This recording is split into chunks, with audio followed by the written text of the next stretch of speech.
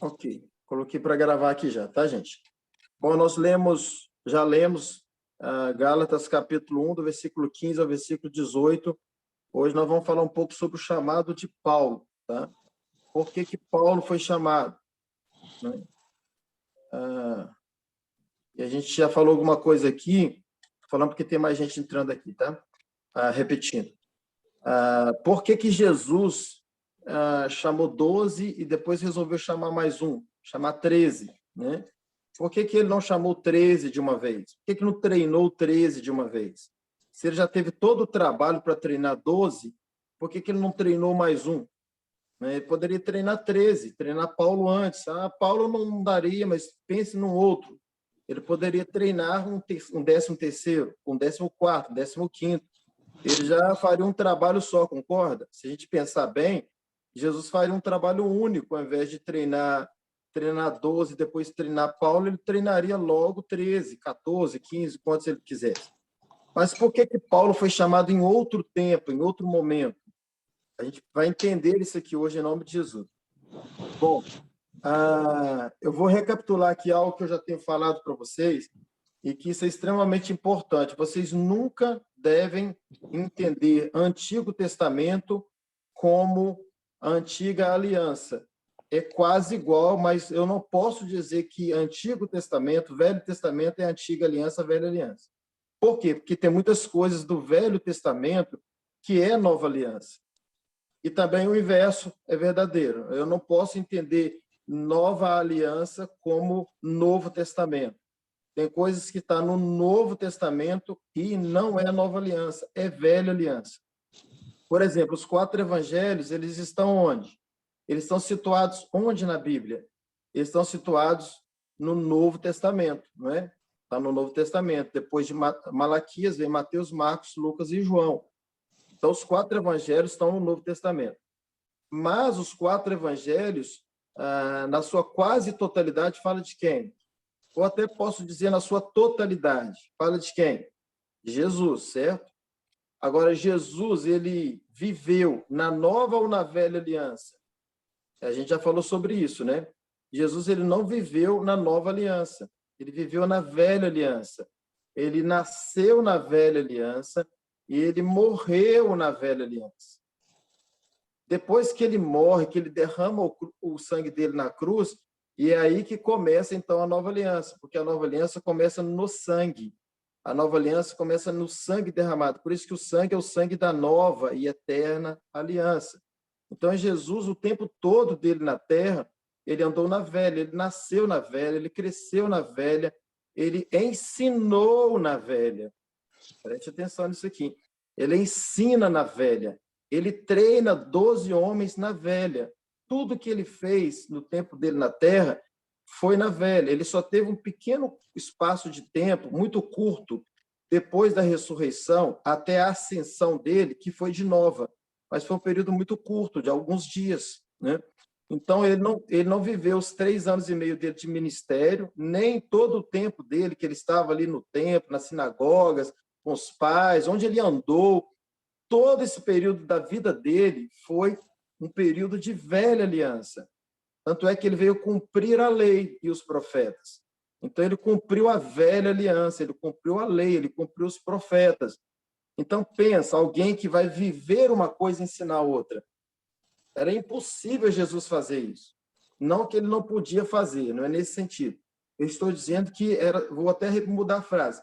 Seria impossível seus discípulos aprenderem dessa forma. Ele viver a velha e querer ensinar a nova.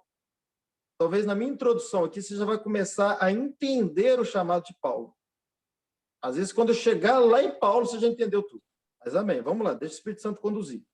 Então, Jesus, ele treina esses 12 homens no tempo da velha aliança. Ele era obrigado a treinar na velha, porque ele tinha que cumprir a lei, ele tinha que dar testemunho do cumprimento da lei, e ele ensinava, ainda que ele ensinava na graça, ele ensinava no tempo da lei, e algumas questões, infelizmente, os discípulos aprenderam como lei, como regras, como uma doutrina que eles carregariam até o final do ministério deles, mesmo como apóstolos, né? Então, tem algumas cenas que aconteceram com Jesus e que, com certeza, os discípulos viram esses momentos e aprenderam. Por exemplo, quando ele estava num determinado lugar, a mulher cananeia, né, aquela Ciro-fenícia, procura ele e fala: por favor, cure a minha filha. Né? A filha dela estava muito má e ela precisava da cura. E aquela mulher cananeia, ela era judia? Não, ela era gentia. Então, ela não era da linhagem de Abraão, ela não era de Israel. E Jesus fala o que para aquela mulher?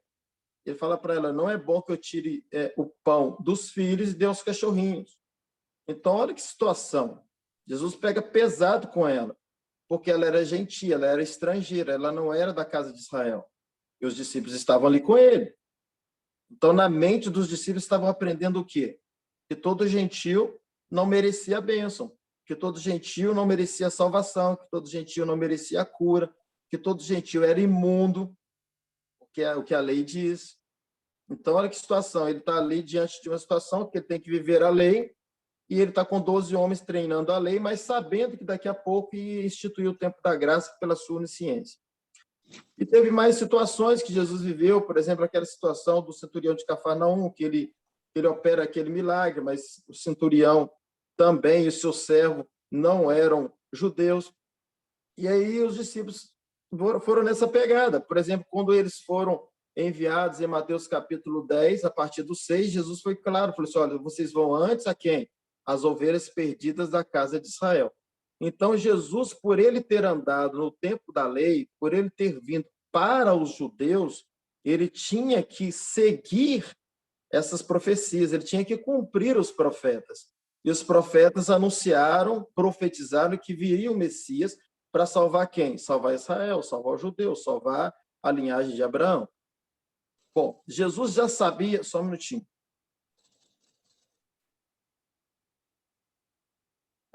Jesus já sabia do que poderia acontecer no futuro? Claro que sabia, mas ele precisava deixar consumar.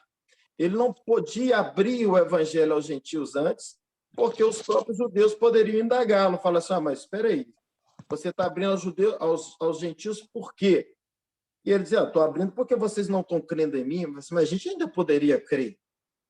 Então, Jesus não poderia ter estendido o evangelho aos gentios antes de consumar a obra da cruz e verdadeiramente, na prática, de fato, os judeus não crerem.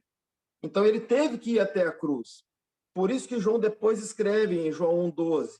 João 1,11, né, começa: veio para os seus e os seus não o receberam, mas a todos quanto o receberem, isso veio depois. Não era assim. Não era para nós a salvação. Então, como os seus, que eram os judeus, não o receberam, aí o texto diz para nós no versículo 12: mas a todos quantos o receberam, foi dado a eles o poder de serem feitos, né, receberem nele, creram, foi dado a eles o poder de serem feitos filhos de Deus. E aí, então, que sobrou para nós?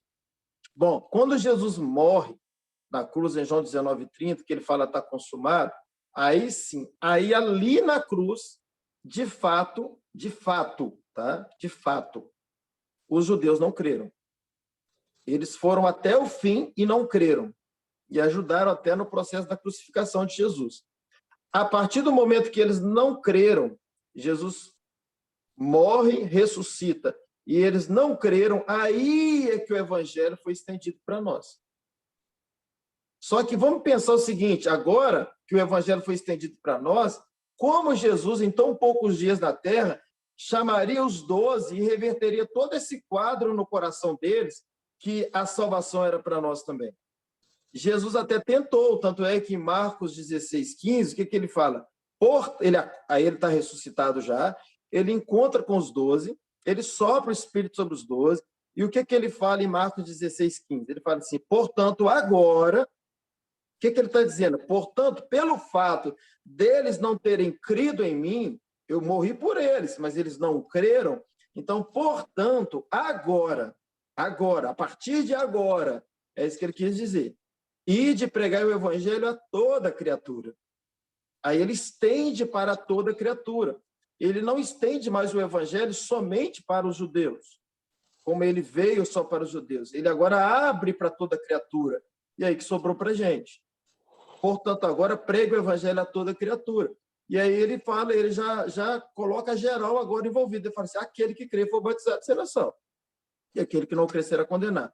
Em outras palavras, está dizendo, agora não é mais só para judeu, é para todo mundo. Só que foi muito curto o tempo. Pensa comigo, gente. Os discípulos ficaram ali 3 anos e meio aproximados, pauleiro, o dia inteiro aprendendo, andando com Jesus 24 horas, tempo integral. E depois, como Jesus resolveria isso dentro deles em apenas alguns dias? Então, teve esse momento que Jesus estende a todos. Teve um outro momento também que Jesus fala com eles, vocês vão permanecer em Jerusalém, até que do alto seja revestido de poder, e vocês serão minhas testemunhas, tanto em Jerusalém, Judéia e Samaria, até os confins da terra. Então, novamente, ele está estendendo ali, dizendo a eles, vocês serão testemunhas até os confins da terra, serão testemunhas para todas as nações, todas as nações. Então, ali, Jesus então, está abrindo o evangelho para que qualquer um, em qualquer parte do mundo, possa crer nele. João depois escreve, João 3,16, porque Deus amou o mundo de tal maneira. Então, agora já estendeu o mundo inteiro. Tem um microfone aí, irmãos, que está aberto, se puder fechar aí, por favor. Eu acho que é do irmão Antônio. Por favor, se puder fechar o microfone aí, só para não interferir na gravação. Então, vamos lá. Aí ele estende o evangelho e fala assim, Deus amou o mundo de tal maneira que deu seu único filho para que todo aquele que nele crê não pereça, mas tenha vida eterna. Não pereça, mas tenha a vida eterna. Então, agora nós temos um evangelho extensivo, um evangelho que abrange na totalidade dos humanos. E não foi exatamente assim que os 12 foram treinados. E aí, o que acontece? Nós conhecemos uma passagem bíblica que está em Atos capítulo 10. Os irmãos devem lembrar daquela passagem de Cornélio, né? Os discípulos, o que eles fazem? Eles vão todos para Jerusalém, eles ficam ali dentro de Jerusalém, e eles não foram atravessando as fronteiras para alcançar os gentios, e eles ficam ali pregando o evangelho em Jerusalém, e ganhando judeus, convertendo judeus apenas. E aí a gente encontra uma passagem em Atos capítulo 10, que Pedro, ele está ali no terraço de uma casa, né? Ali na beira do mar, e aí a Bíblia diz para nós que Deus fala com Cornélio para ir até Pedro, né? Mandar homens até Pedro, para chamar Pedro, para ir à casa de Cornélio. Cornélio era um homem temente a Deus. E Cornélio era de que linhagem? Cornélio, ele era gentil, ele não era judeu. E aí, Pedro está ali no terraço dessa casa. Estou resumindo um pouco aqui por causa do nosso tempo também, que não é o foco maior. E aí, o que acontece? Jesus traz uma experiência com Pedro, né? A gente conhece muito bem essa passagem, que vem em forma de um lençol, com vários animais. Pedro tem uma visão de vários animais quadrúpedes, né? Que era imundo na lei, né? Olha como Pedro conhecia a lei, olha. Aí esses animais descem e ele ouve uma voz dizendo assim, Pedro, mata e come, né? Na verdade, não era para Pedro comer animal, não era nada disso. Jesus queria trabalhar o coração de Pedro, que estava diferente no tempo da nova aliança. E ele fala, mata e come. E aí Pedro fala assim, mas como que eu vou comer aquilo que é imundo? A questão ali não era animal. Jesus estava trabalhando o coração de Pedro para dizer a ele que o evangelho estava extensivo, o evangelho agora estava aberto também para o gentil, que a lei considerava imundo. E aí Jesus fala o que para Pedro? Não chame de imundo aquilo que eu já purifiquei, aquilo que eu já santifiquei. E Jesus fala para ele, olha, viram alguns homens aqui, pode obedecer a minha direção. Resumindo aqui, tá, irmãos? E aí Pedro, então, 2 homens batem, na verdade tinha mais homens que batem na porta de Pedro, e Pedro atende aquele chamado e vai até Cornélio. Quando ele chega em Cornélio, ali foi maravilhoso, porque a casa estava muito cheia, tinha muita gente naquela casa. Cornélio, ele era um homem que tinha muita influência, então ele convidou muita gente para aquela casa, e só gentil. Ele mais um monte de gentil.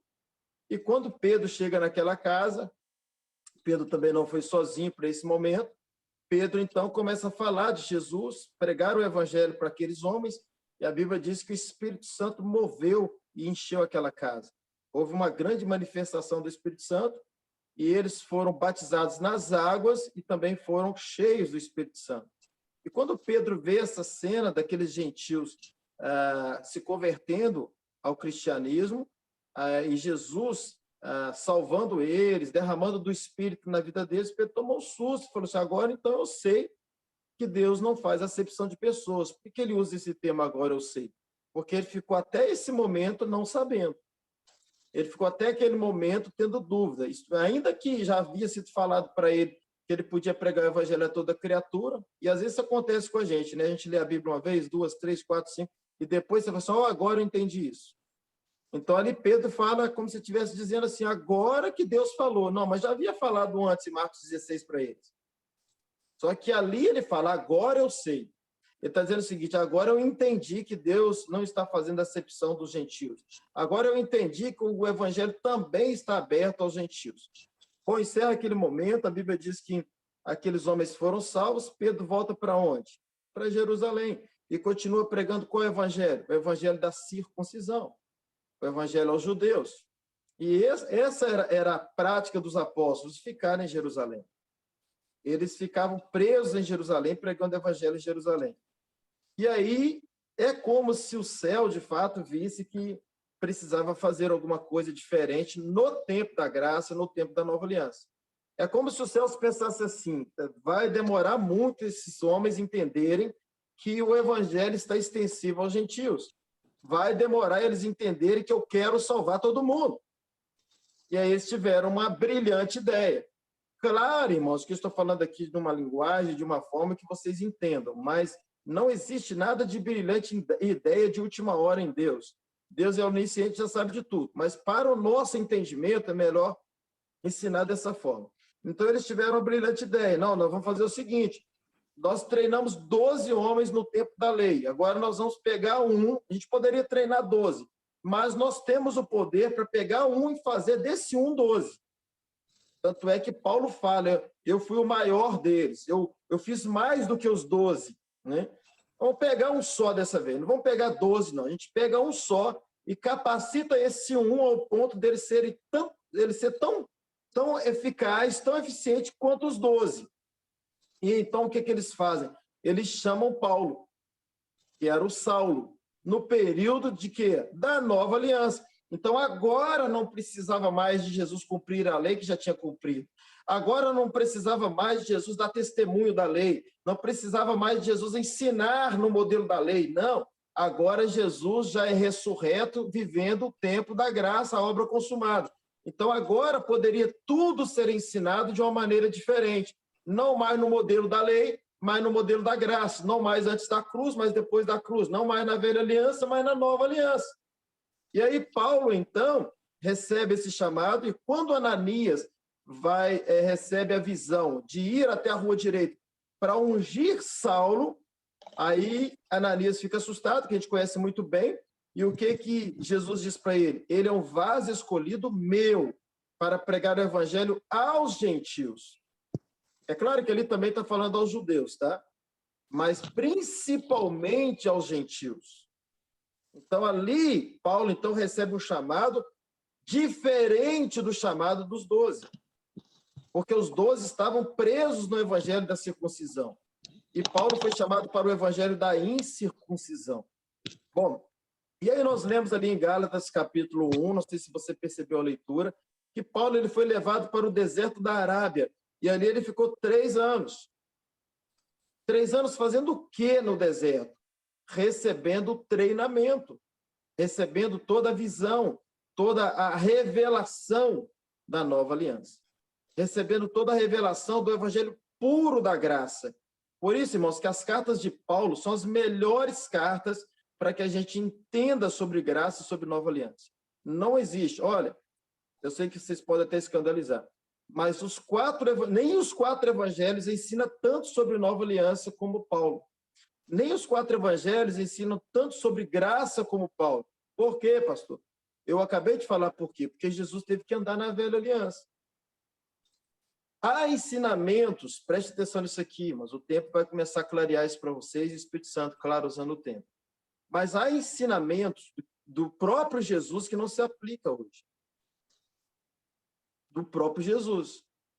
Eu sei que pode até assustar, porque tem muita gente que fica assim, mas era Jesus. Sim, era Jesus. Mas no tempo da lei. Não no tempo da graça. Você quer ver? A lei, ela é meritocrática. Então, para que eu seja perdoado, eu preciso perdoar. Para que eu realmente seja salvo, vamos lá, para que eu seja salvo no modelo da lei, eu preciso merecer. Então, eu preciso ter o perdão para merecer. Os meus pecados precisam ser perdoados. E no tempo da lei, os meus pecados só eram perdoados se eu perdoasse. Assim era no tempo da lei.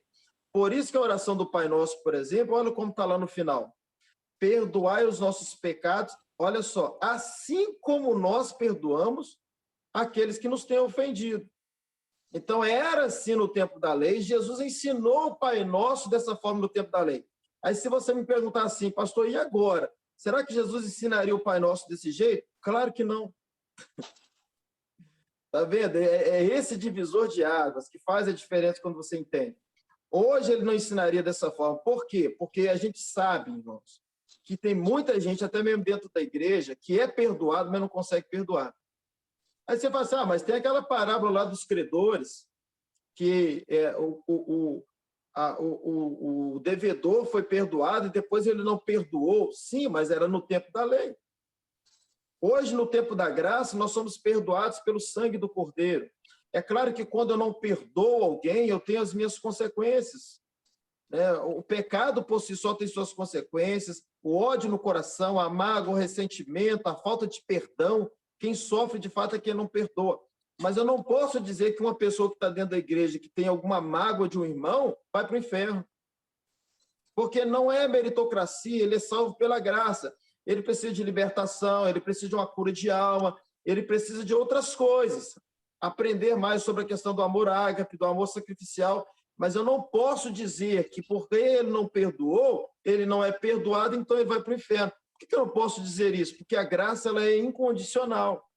A graça não depende de nós. Cristo já pagou por essa pessoa, mesmo ela estando com a falha nessa área. Volto a dizer, tem suas consequências? Tem. Só que na oração do Pai Nosso, se a gente crê na oração como ela é, essa pessoa no tempo da graça não é perdoada. Então, hoje seria diferente essa oração. Hoje não há nenhuma condição para sermos abençoados. Hoje não é nada sobre nós, hoje não vem de nós. Hoje, depois da obra consumada, não é nada da terra para o céu. Por quê, pastor? Porque da terra para o céu alguém se fez gente. O Verbo se fez carne e foi lá na cruz e fez o que era para ser feito da terra para o céu. Então, hoje não é nada que eu faço, meu irmão. A gente precisa resolver isso dentro de nós. Não é nada que eu faço mais. Porque o que tinha que ser feito da terra para o céu, o Verbo se fez carne, habitou entre nós, subiu a cruz e fez. Então, a gente não precisa fazer mais. Eu sei que isso é difícil de muita gente entender. Mas não se faz nada mais da terra para o céu, porque veio alguém a essa terra e fez tudo o que tinha que ser feito. Fez uma obra suficiente, uma obra perfeita, uma obra completa, um sacrifício perfeito da terra para o céu. Ele veio aqui e fez por nós. Então, hoje não é nada do que eu tenho que fazer. Hoje as coisas não funcionam da terra para o céu mais, porque alguém já resolveu o problema da terra para o céu. Hoje é do céu para a terra. Hoje é de lá para cá. Porque ficou resolvido. Está resolvido, está consumado. Então, se eu pego um texto como esse do próprio Pai Nosso, que fala, o Senhor vai perdoar se eu perdoar, então eu tenho que fazer alguma coisa como o céu faz. Então, é da terra para o céu. Hoje não funciona assim. E a gente poderia adentrar em outros ensinamentos de Jesus aqui, que não funciona na nova aliança. Não que Jesus ensinou errado, pelo amor de Deus, não é nada disso. é porque ele ensinou no tempo da lei, ele ensinou no tempo da velha aliança. A obra da cruz ainda não tinha sido consumada. Então ele tinha que ensinar daquela forma, porque vai que alguém ia morrer na semana que vem, vai que alguém ia morrer 10 dias depois, e se ele ensinasse uma obra que seria feita para frente da morte daquela pessoa, aquela pessoa iria para o inferno por ensinamento errado. Então ele tinha que ensinar, você tem que fazer para você herdar o céu. Por isso que ele falou com aquele jovem rico, você tem que cumprir a lei mesmo, vai lá, dá tudo para os pobres. Por isso que ele falou, a sua mão pecou, corta ela, o seu olho pecou, fura ele, porque era lei. E ele não podia ensinar diferente. Então ele tinha que ensinar dessa forma. Só que depois que ele consuma a obra da cruz, mudou, meu irmão, mudou tudo. Tem gente que pensa que mudou alguma coisa. Não, Jesus não fez uma obra para mudar alguma coisa, meu irmão. Jesus fez uma obra para mudar tudo, não é reforma, é reconstrução. Ele mudou tudo. E os discípulos não conseguiram captar a mensagem. Por isso ele chama Paulo. Então, queridos, lá em 2 Coríntios, capítulo 12, nós não vamos ler por causa do nosso tempo, mas é um texto que a gente conhece muito bem, que Paulo fala assim, eu conheço um homem, que no corpo não sei, que se fora do corpo não sei. Esse homem foi arrebatado até o terceiro céu. E ele ouviu palavras inefáveis, que não é dita a homens, que é impossível o homem ter essa revelação. E ele estava falando de quem? Ele estava falando dele mesmo. E ele fala que esse homem, ele recebeu essas revelações, ele fala o tempo, ele fala, há 14 anos atrás. Há 14 anos. O que eu creio, irmãos? A Bíblia não fala claramente sobre isso, mas eu creio que esse tempo que Paulo foi para o deserto da Arábia, ali no deserto, ele não ficou ali no sol escaldante, no frio, 3 anos. Não, eu creio que ali é que aconteceu o arrebatamento de Paulo. Ele foi arrebatado ali no deserto da Arábia, e quando ele comenta sobre isso aos Coríntios, ele está falando desse tempo que ele foi para o deserto. E ali ele foi arrebatado. E foi como se Jesus leva ele ao céu. Fala assim, Paulo, deixa eu te explicar uma coisa. É isso agora. É isso, eu amo todo mundo, é a minha bondade, é o meu amor, é a graça, está consumado. Eu quero te preparar para esse evangelho. Eu não pude preparar para os 12, não pude fazer dessa forma, porque eu ainda não havia consumado. Mas eu trouxe você aqui, Paulo, para você pregar um outro evangelho naquela terra. Eu trouxe aqui para você pregar o evangelho da incircuncisão, o evangelho da graça, o evangelho da obra consumada, o evangelho que eu já fiz, o evangelho da nova aliança, o evangelho do meu amor por eles. E Paulo, então, ele é treinado, ele volta à sua vida normal, né, natural, e ele começa, então, a pregar esse evangelho da graça. Por isso que, depois, quando a gente estudar Gálatas, a gente vai entender um pouco melhor essa carta, mas no capítulo 1 mesmo, Paulo fala assim, vocês lembram muito bem dessa passagem, ele fala assim, se alguém vier pregar um outro evangelho que não seja esse evangelho, seja nada. Ainda que descer do céu, ele tinha tanta confiança, irmãos, e é isso que a gente precisa ter, irmãos. Na hora que a gente estiver pregando sobre nova aliança, sobre graça, a gente tem que estar convicto daquilo que a gente está ensinando. Ele estava tão convicto que ele falou, se vier um anjo do céu e pregar um evangelho diferente do evangelho que eu tenho ensinado para vocês, seja nada. Não acredite. Não, é maldito esse evangelho. Não creia, porque o evangelho que eu prego, eu recebi do Senhor. Eu recebi do Senhor. Por isso que ele fala, onde lemos depois, que ele fala que ele não está para agradar a homens nem a Deus. Ele fala que ele vai a Jerusalém e não aprende nada de Pedro. Eles não puderam acrescentar nada. Quando a gente for estudar a carta aos Gálatas, nós vamos ver ele falando sobre isso. Eu tentei até ir a Jerusalém para aprender alguma coisa com eles, mas eles não puderam me acrescentar nada. Sabe o que acontece, irmãos, com o tempo que você vai aprendendo nova aliança? E isso não pode virar uma soberba no seu coração, você tem que tomar muito cuidado com isso, tá? Continuar com o seu coração humilde, com o seu coração simples, o coração cheio de graça, olhar as pessoas com graça. Quanto mais você entende a graça, não é para você confrontar pessoas, não é para você criticar um evangelho diferente pregado, mas é para você usar essa graça em relação às pessoas.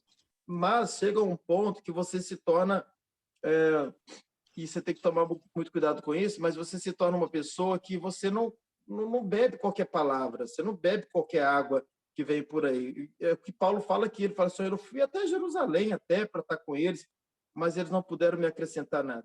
Você começa a perceber que muitas pregações não vão te acrescentar mais.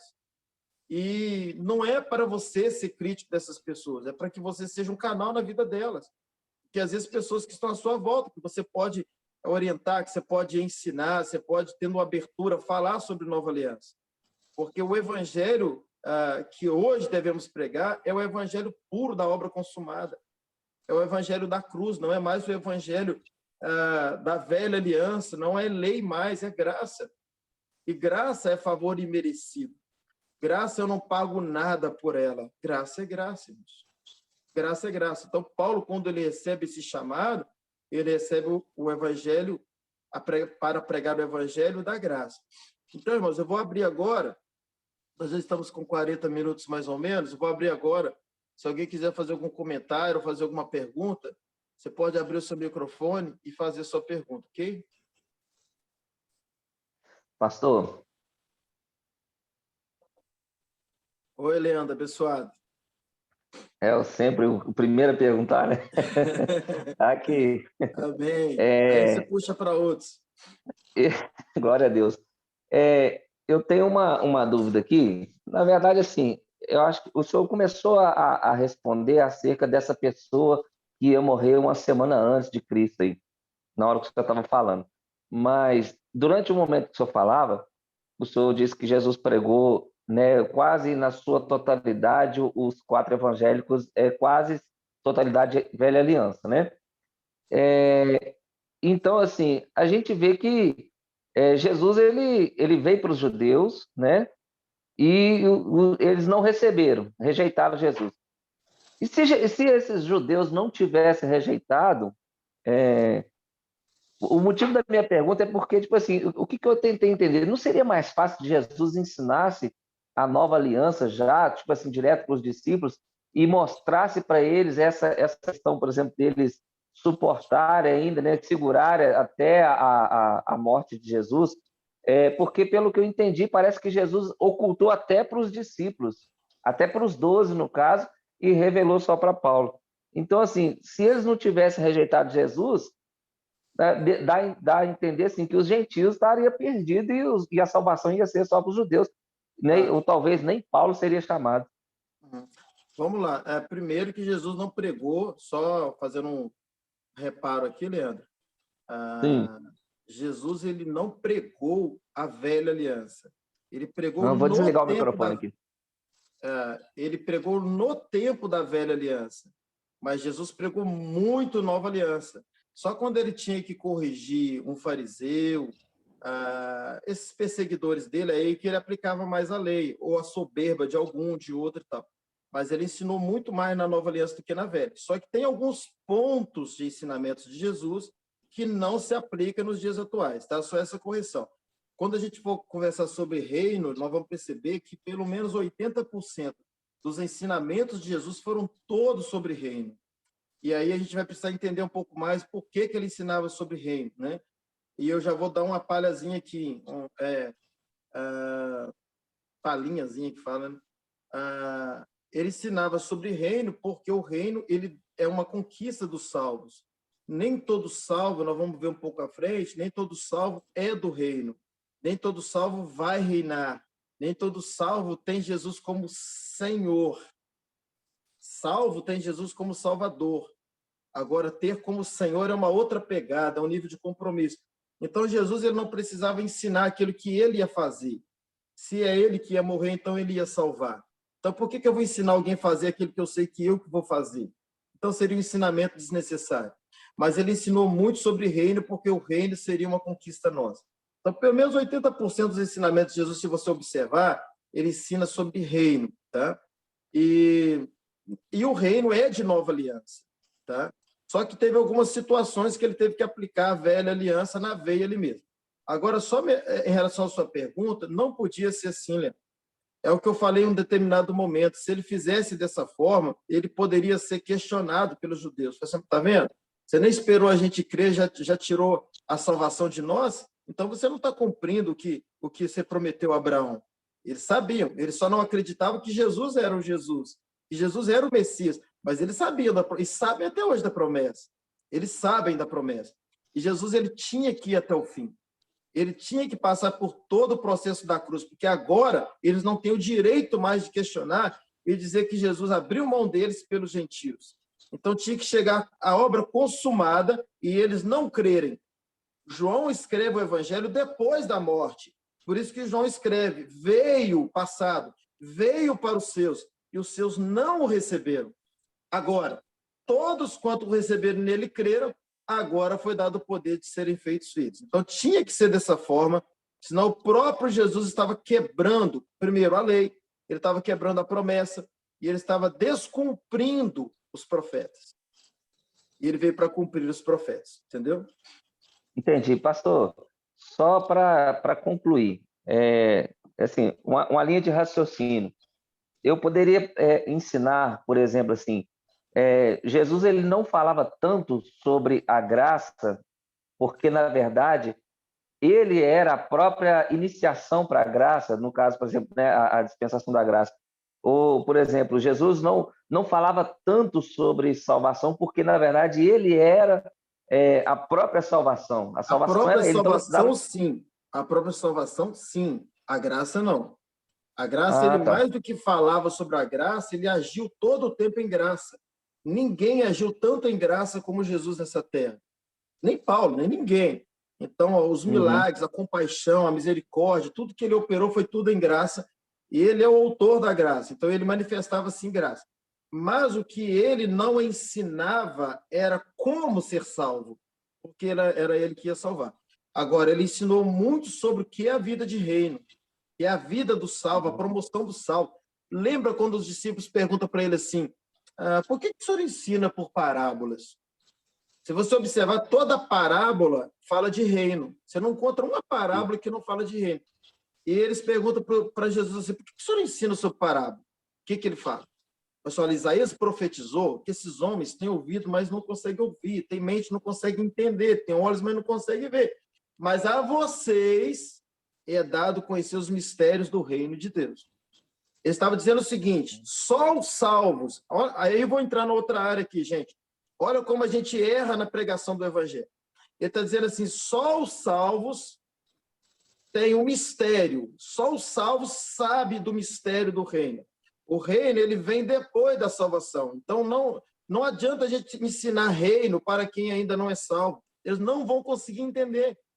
Eles não conseguem assimilar reino, porque o reino ele é pesado, a salvação ele é leve, mas o reino ele é pesado. Então, Jesus ele tinha essa sabedoria. Quando ele estava... Por isso que ele tinha mais discípulos que João. Por isso que ele tinha uma multidão que seguia ele, João não tinha, porque a pregação de João era uma pregação de reino, uma pregação pesada, raça de víbora, vai produzir fruto digno de arrependimento. Jesus não, Jesus falava assim, vinde a mim, você que está cansado, sobrecarregado, eu vou te aliviar.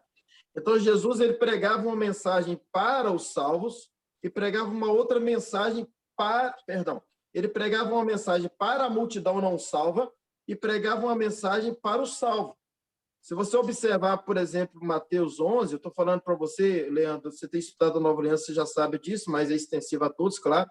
Se você observar Mateus 11, 28, olha como Jesus prega. Por que ele fala desse jeito? Vinde a mim, você que está cansado, sobrecarregado, eu vou te aliviar, tomai sobre vós o meu jugo e aprendei de mim, que sou manso e humilde de coração, e encontrareis descanso para as vossas almas. Porque o meu jugo é suave e meu fardo é leve. Essa palavra ele disse a quem? Ao não salvo. Alguém que estava ainda perdido, a multidão. Só que, Mateus 11. Em Mateus 16, o que diz para nós? Versículo 24. E disse Jesus aos seus discípulos, salvo. Olha a pegada de salvo agora. Se alguém quiser me seguir, negue-se a si mesmo. Tome a sua cruz e siga-me. Porque aquele que quiser salvar a sua vida, está perdendo a vida. Mas aquele que perder a sua vida, por amor de mim, está achando a vida. Porque aproveitou o homem ganhar o mundo inteiro, se perder a salvação da sua alma. Então ele pegou uma palavra mais pesada para quem? Para quem já era salvo. O que a gente faz? O que a igreja faz? A gente pega uma palavra dessa e vai lá no não salvo e prega para ele. A pessoa nem tem o Espírito Santo ainda, a pessoa não tem força nem para vencer pecado ainda, e a gente dá uma palavra dura dessa para ele. O que ele faz? Ele não quer nem saber de ser crente. Então, a mensagem para o não salvo nunca pode ser uma mensagem de reino. Por isso que Jesus falou assim, a vocês é dado conhecer os mistérios do reino. Quando a gente for estudar sobre salvação e reino, aí a gente vai aprofundar um pouco mais nisso. Mas são mensagens diferentes uma da outra. Falar para salvo, a gente sempre fala um tipo de pregação. Para o não salvo, uma outra pregação. Não pode ser a mesma. Ela é diferente. A gente vê que Jesus, ele ensinou sobre a oração modelo na antiga aliança, né? Mas se a gente pegar os textos, toda vez que ele sempre orava de forma diferente, né? Ele orava na graça mesmo. Ele já começava, graças te Era dou, cheio Pai, de né? graça. Ele era cheio de graça. Ele só não ensinou a salvação pela graça porque era o que ele ia fazer, tá? Você vê que Não quando a estava gente no lê o tempo. Evangelho de João, é o Evangelho que veio depois da obra consumada. Então, ele não ensinou dessa forma. Por quê? Porque se ele é quem ia salvar, por que ele tinha que ensinar? Mas ele ensinou muito Pastor, sobre reino. Ele pegou firme sobre reino. pastor, Oi, pastor. que a gente tem, parece que existem dois tipos de evangelho, não é isso, mas tempos diferentes, o evangelho da salvação e o evangelho do reino, né? E o que a gente às vezes tem visto é a pregação hoje em dia tem sido o apelo todo tem sido feito em cima de um evangelho pesado, desse assim que você tem que fazer as coisas. Não, eu diria até que em muitos lugares a palavra dada, o apelo feito, é em cima da lei, não da graça de Jesus, né? Porque você vem por causa de alguma coisa que você deseja, por uma necessidade que você tem, né? Então, na verdade, isso é realmente aquilo que Paulo diz, um evangelho que é anátema, porque não tem nada a ver com o evangelho de Jesus, né? Com a palavra, com o evangelho a ser pregado. Mas são muitos anos de pregação nesse sentido, um evangelho anátema, né? Que a maior parte das pessoas estão recebendo. Amém. Por isso, Nós talvez, o somos... estado da igreja como está. Então, são duas perguntas que eu quero te fazer. A gente poderia dizer que existe um evangelho da salvação e um evangelho do reino? Sim, senhora. Existe o evangelho da salvação e o Tá, evangelho é do uma reino. questão que eu E já tenho há Jesus, algum tempo atrás. ele sabia separar esses dois evangelhos. O evangelho da salvação e o evangelho do reino. O evangelho da salvação é a graça. O evangelho do reino também é a graça. Porém, é uma graça que nos chama à responsabilidade. É uma resposta que eu dou a essa graça. O evangelho da salvação, vamos dizer assim, é a matrícula da escola. O evangelho do reino é você chegar à formatura. Então, assim, a gente nunca deve pensar que o céu é o limite. A gente aprendeu dessa forma, que o céu é o limite. Tem até música falando que o céu é o limite. O céu não é o limite, o céu é o início. A salvação é o início para uma grande obra como salvo. Então, a salvação ela é simples, é um evangelho simples. Você crê em Jesus e você é salvo. Só que você é salvo para uma missão. Você é salvo para uma obra. Você é salvo para um projeto, para um quebra-cabeça de Deus, algo que está arquitetado no céu, que vai além de você. É mais ou menos não, é assim que eu vou falar aqui. A salvação te leva ao pé da cruz. O reino, você precisa subir nela. Por que você chegou ao pé da cruz? Porque muitos subiram nela. Muitos subiram nela.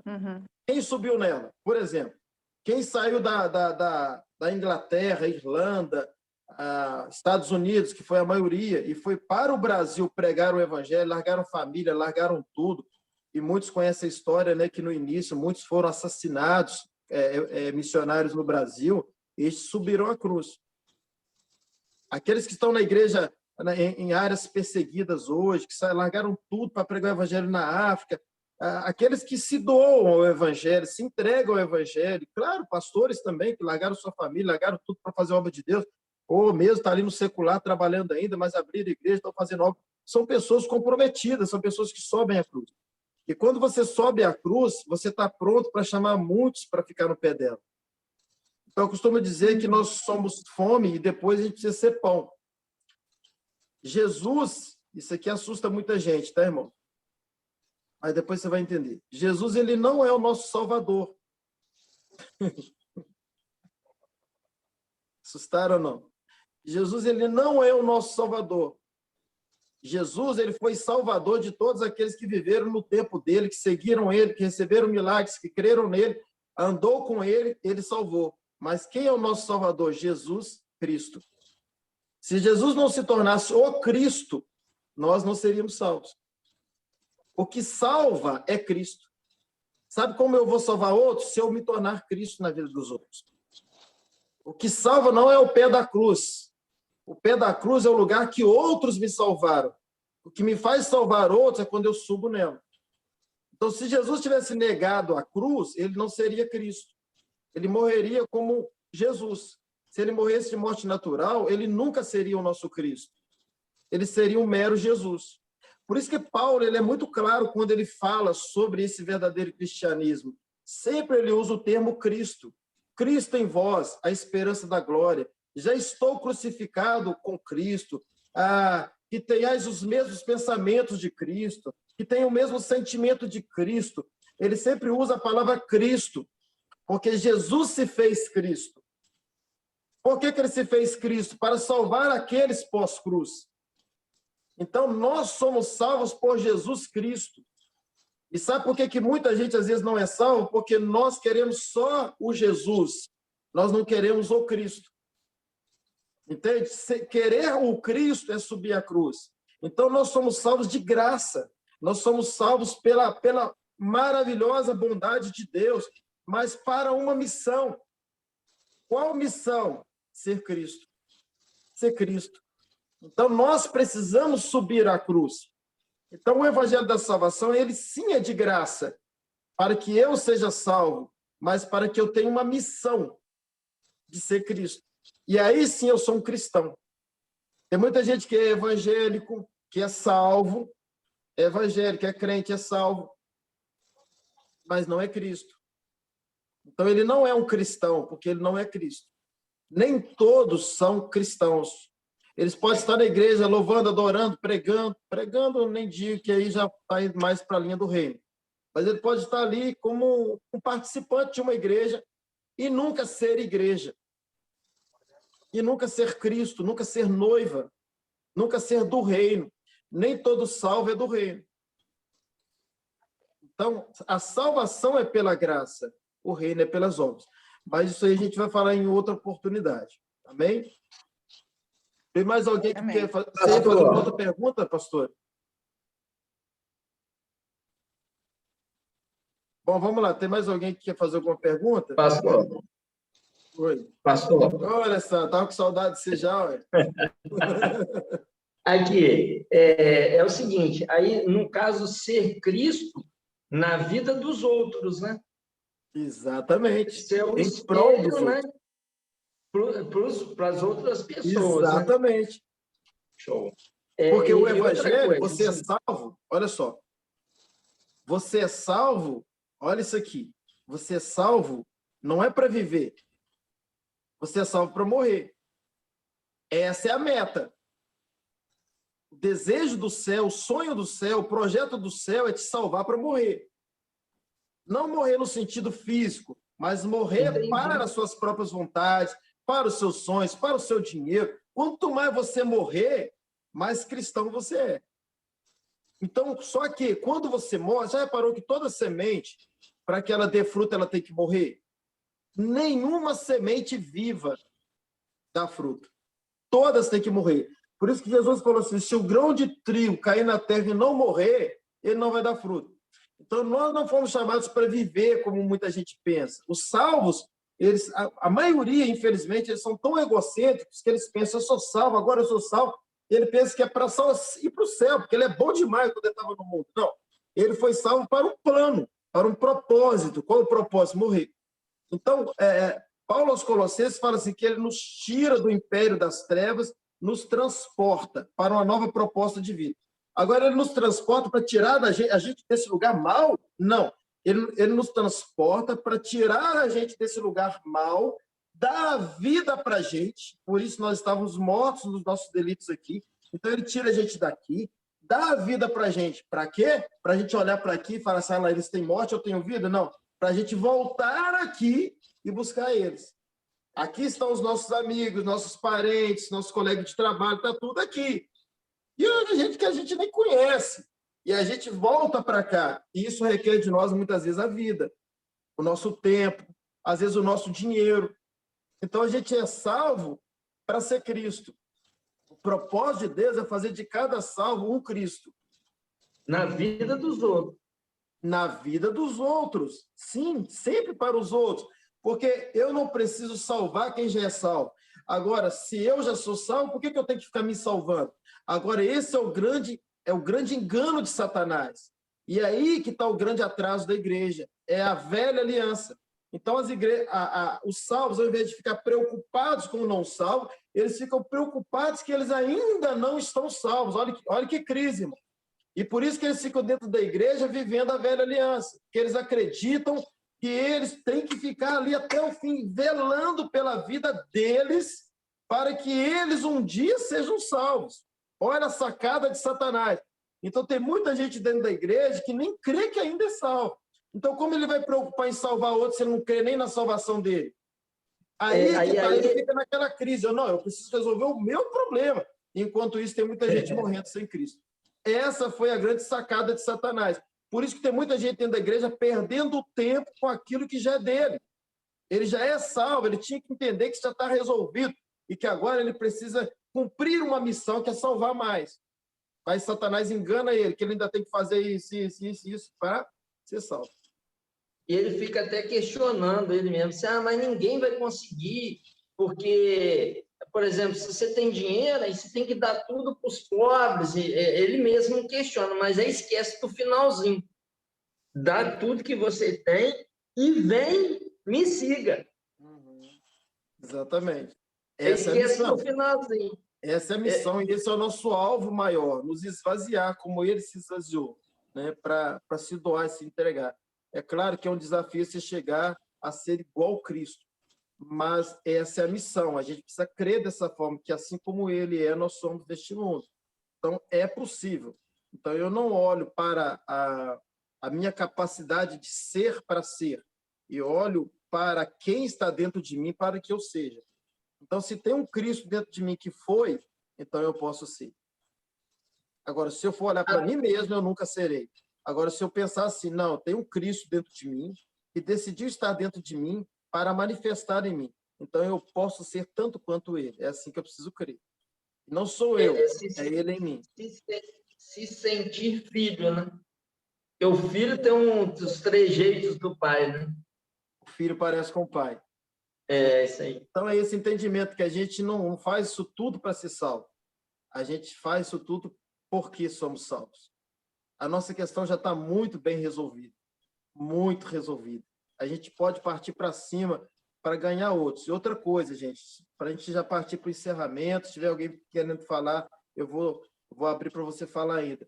Outra coisa que a gente precisa entender de forma clara, né, no nosso espírito. A nossa missão é adorar a Deus.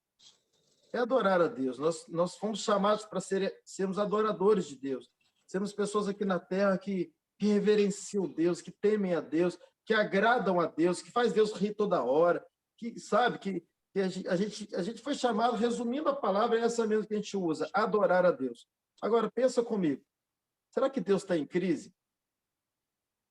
Será que existe uma crise em Deus que quando ele acorda, ele olha para a terra e se poucas pessoas naquele dia orar, ou adorar, ou louvar, ele fica mal?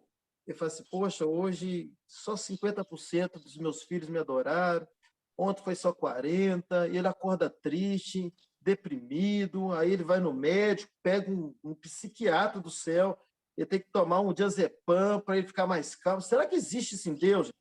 Será que existe um Deus que tem crise de identidade? Um Deus que depende do homem? Se o homem adora, ele está bem. Se não adora, ele está mal. Se acorda um dia de um jeito, outro dia do outro. Não, querido. Deus não tem crise. Deus é Deus antes de nós. E nada que a gente faz muda Deus. Então, pensa comigo, irmão. pensa comigo. Se nada que a gente faz muda Deus, para que ele pede a nossa adoração? Por que ele pede o nosso serviço? Por que ele pede o nosso tempo? Por que ele pede o nosso dinheiro? Tudo que Deus pede, guarde que eu vou te falar, tudo que Deus pede de nós não é para fazer para Deus em si, é para fazer a favor de gente. O negócio é com gente. Tudo que Deus quer de nós é para gente.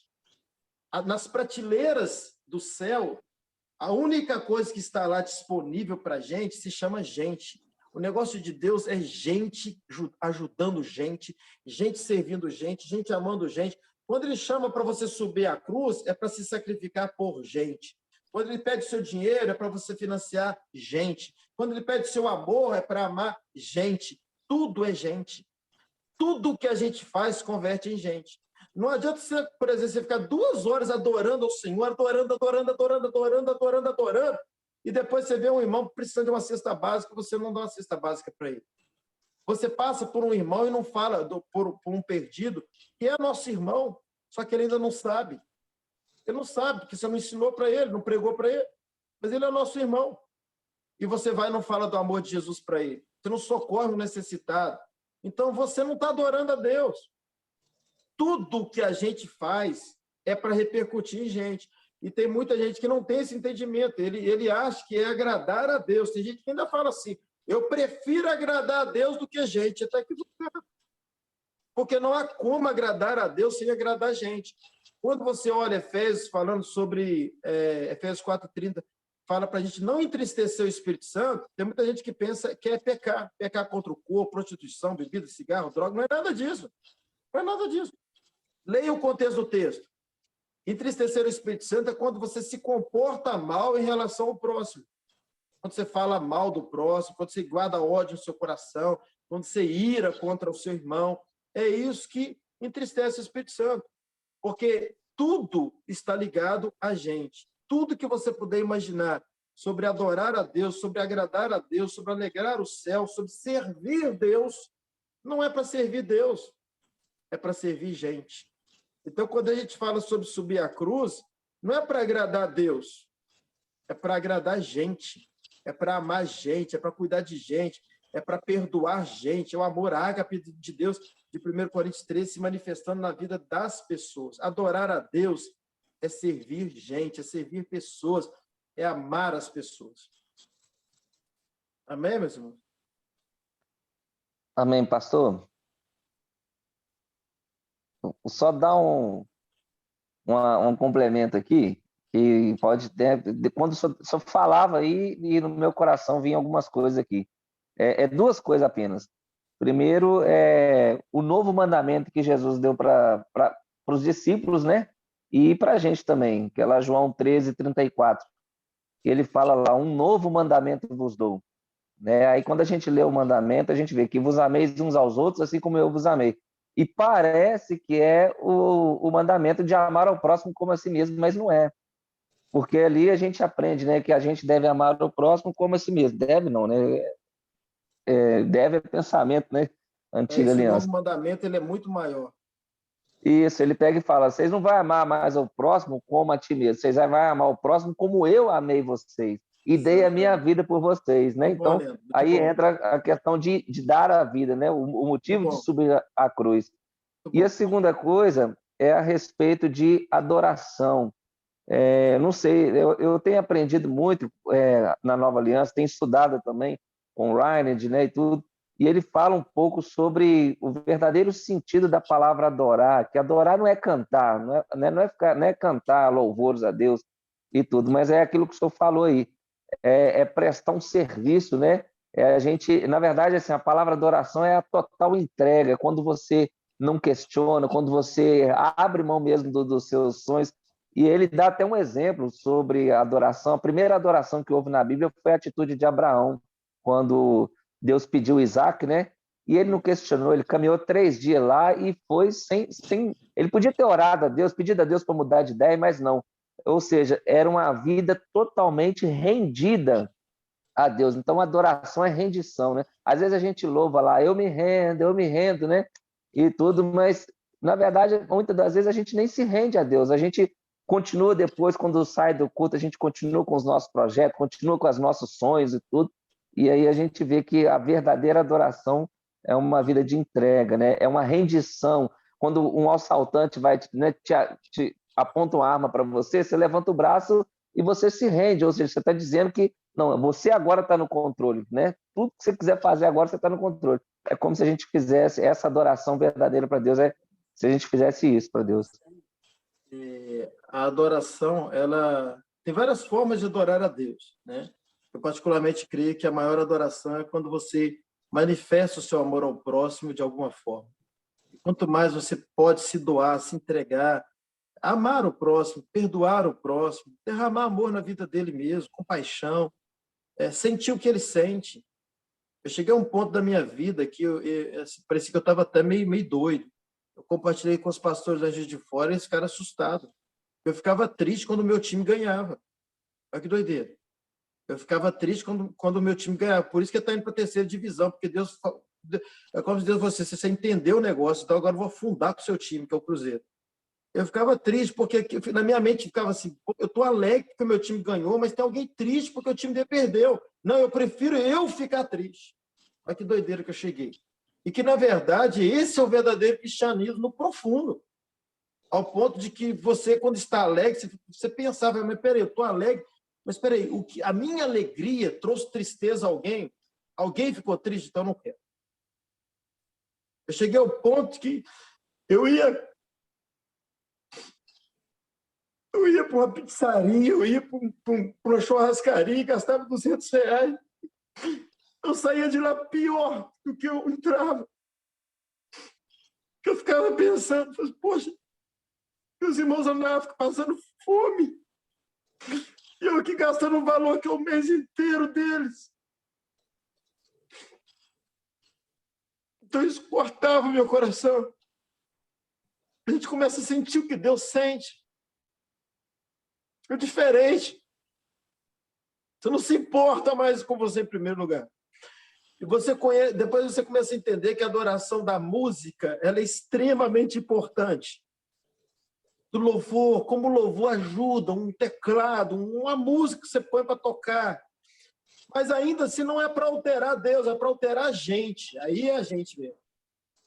Daí a importância dos louvores, da adoração. Você está com ele adorando, louvando ali, sabe? O louvor é muito bom, a melodia, a música em si. Mas é para curar a gente, para a gente estar pronto, forte para outras gentes.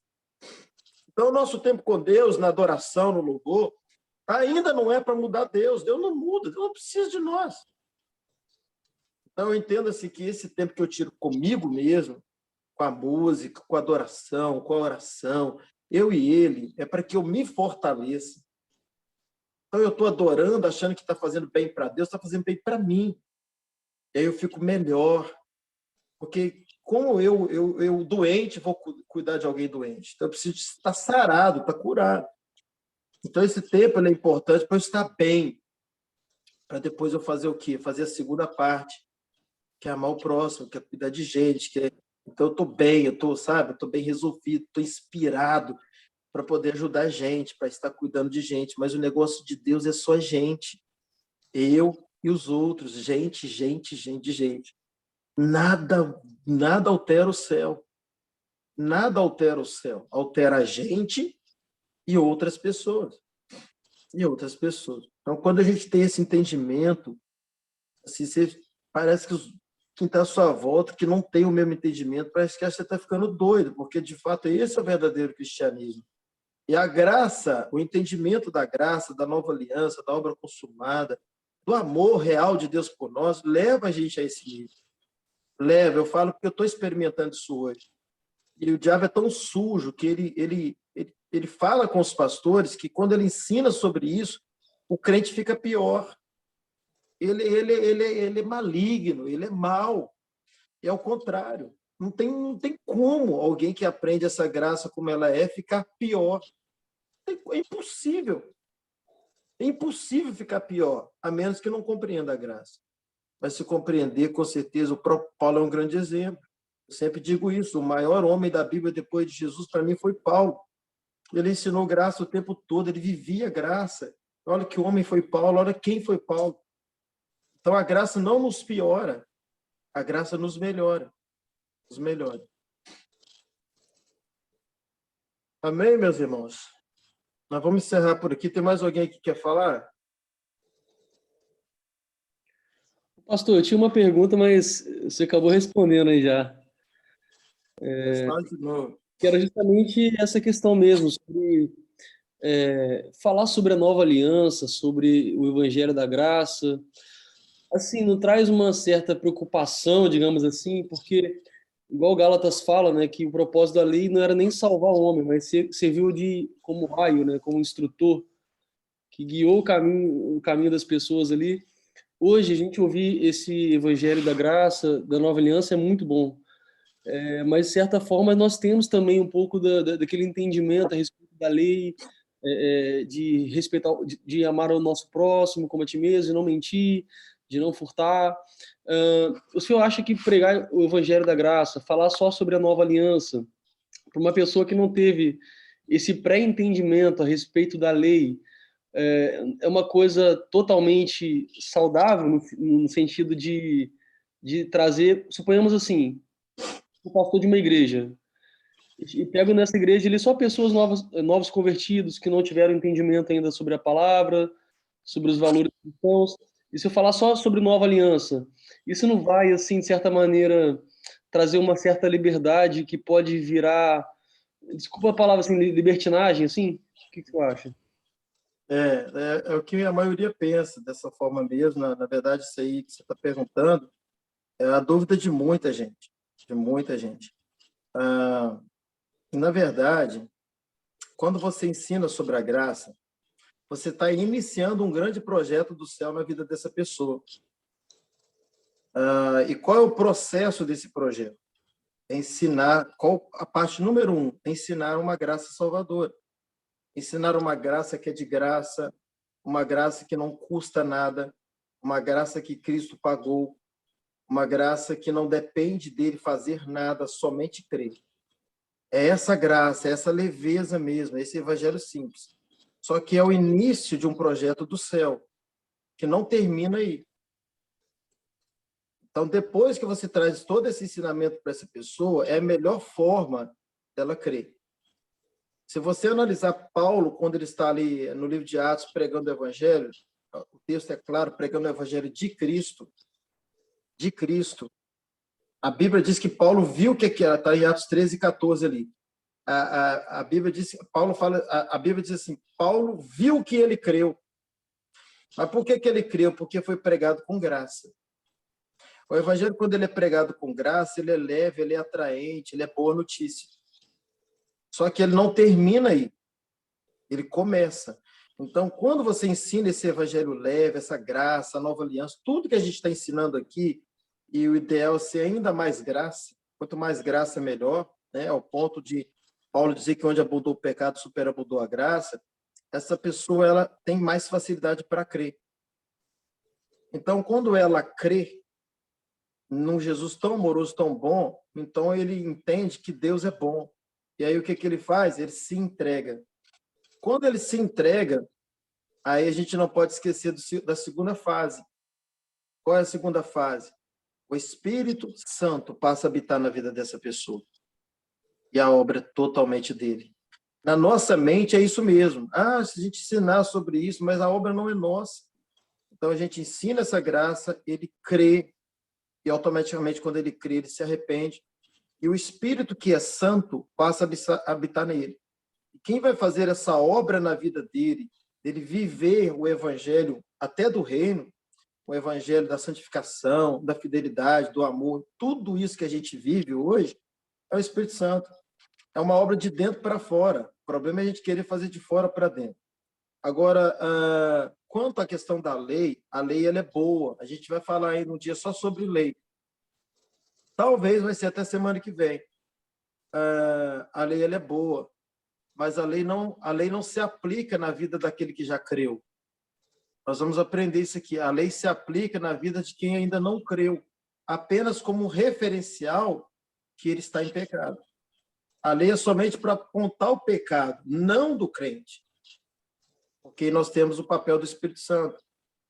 A lei é para apontar o pecado daquele que ainda não tem o Espírito Santo, para que ele saiba que ele está errado, que ele está em pecado. E quando ele encontra com Cristo, encerra-se a lei. Mas a gente vai falar com mais profundidade, talvez semana que vem, sobre isso. Mas a graça, ela não... A graça, eu costumo dizer que a graça não é para te fazer pecar. A graça é para te dar domínio sobre o pecado. Quanto mais você entende a graça, por incrível que pareça, mais você entende que o pecado ficou sem graça. Que não vale a pena mais viver o pecado. Amém?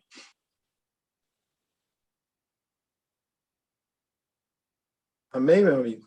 Amém. Muito obrigado, pastor. Amém, nós estamos juntos. Obrigado. Essa obra da santificação, você pode ficar tranquila, que é uma obra que acontece depois da salvação. Então, eu não prego santificação, eu prego graça, salvação. Depois que a pessoa é salva, aí que ela se santifica. Então, eu não sou... É aquilo que eu compartilhei alguma coisinha contigo lá naquela mesa, lá em Lisboa, tá? Então, eu não me santifico para ser salvo. Eu sou salvo para me santificar. O processo ele é inverso. Entendeu? Então, a pessoa, depois que ela é salva, ela mesma começa a perceber pelo Espírito Santo que o pecado não combina com ela. E tudo isso precisa continuar pela graça, porque fica leve. Agora, enquanto você deixar de pecar porque você tem o peso da lei ou da responsabilidade de não pecar e tal, você sempre vai viver um evangelho pesado. O evangelho ele é libertador.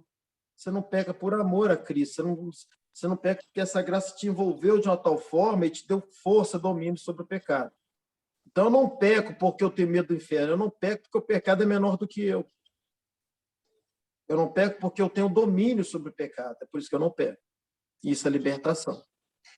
Entendeu? Irmãos, mais alguém quer falar alguma coisa? A gente já pode encerrar por hoje.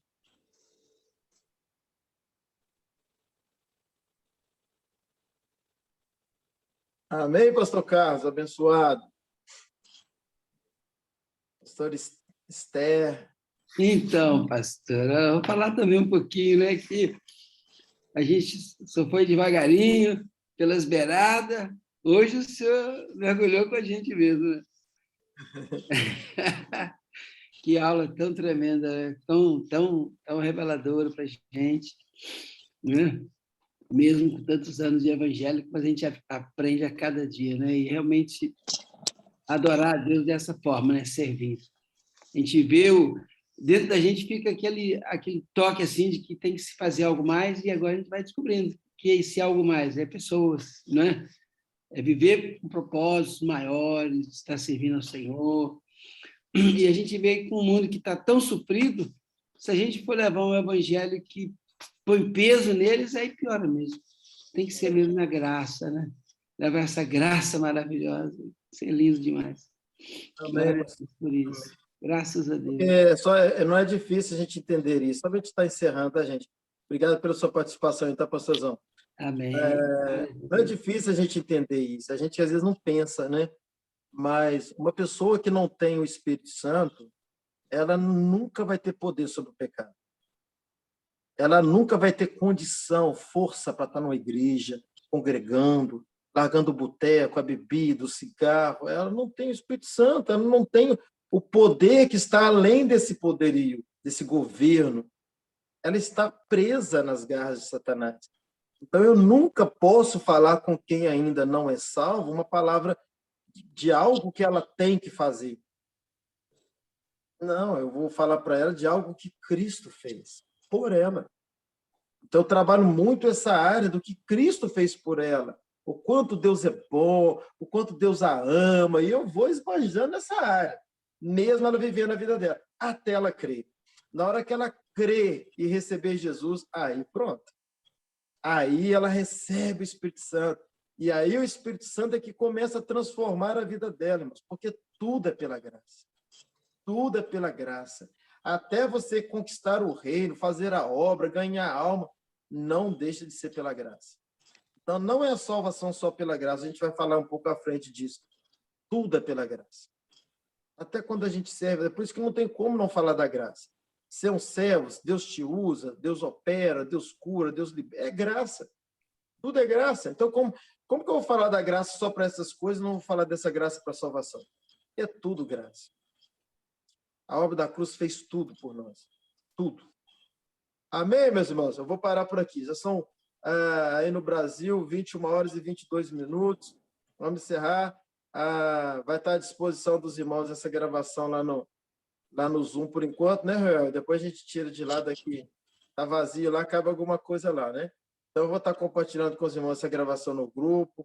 Ouçam novamente, aprofunda um pouco mais. Compartilhe, para que outros também aprendam sobre essa maravilhosa graça, tá? Prazerão estar com vocês. Espero que o Espírito Santo tenha falado através da minha vida aí, tá bom? Então, vocês podem abrir aí os microfones aí e despedir aí. O tempo é seu. Amém. Amado Reuel, Oi. Amado Reuel, eu mandei um recado para você lá no bate-papo, tá bom? Ah, beleza, vou ler lá. Obrigado. Tá joia. Pastor, obrigado pela aula. Foi top de linha, hein? Muito boa.